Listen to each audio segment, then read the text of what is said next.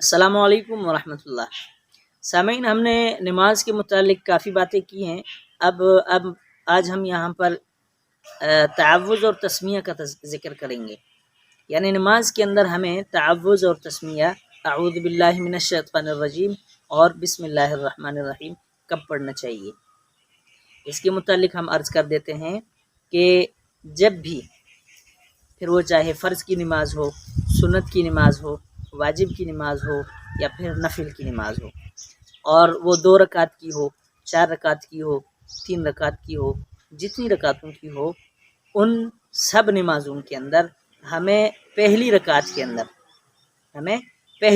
کے اندر ثنا پڑھ کے اس کے بعد ثنا کے بعد تعوذ یعنی اعوذ باللہ من الشیطان الرجیم، اور پھر اس کے بعد تسمیہ یعنی بسم اللہ الرحمن الرحیم پڑھنا چاہیے تمام نمازوں کی پہلی رکعت کے اندر۔ اس کے بعد دوسری رکعت، تیسری رکعت، چوتھی رکعت، جتنی رکعت کی نماز ہے ان سب کی باقی رکعتوں کے اندر ہمیں صرف تسمیہ پڑھنا چاہیے، یعنی اعوذ باللہ کی ضرورت نہیں ہے، بسم اللہ پڑھنا چاہیے۔ اور یہ تعوذ اور تسمیہ ثنا کے بعد ہیں اور تلاوت سے پہلے ہیں، یعنی سورہ فاتحہ سے پہلے ہیں۔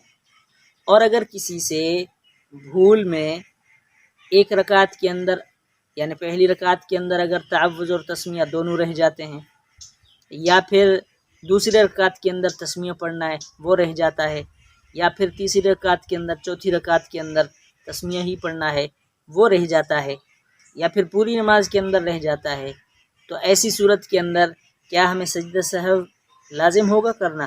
تو اس کے لیے سجدہ سہو لازم نہیں ہے، بلکہ یہ نماز کے اندر نماز کے ثواب کو بڑھانے کے لیے تعوذ اور تسمیہ نہ فرض ہے نہ واجب ہے، بلکہ یہ مستحب ہے۔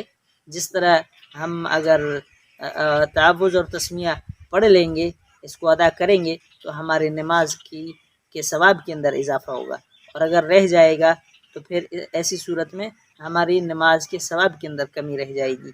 تو آج تک کے لیے اتنا ہی، پھر انشاءاللہ ملتے ہیں کسی نئی ویڈیو کے ساتھ۔ ہمارے یوٹیوب چینل کو سبسکرائب کریں اور اپنے قیمتی رائے کا اظہار بھی فرمائیں۔ السلام علیکم ورحمۃ اللہ وبرکاتہ۔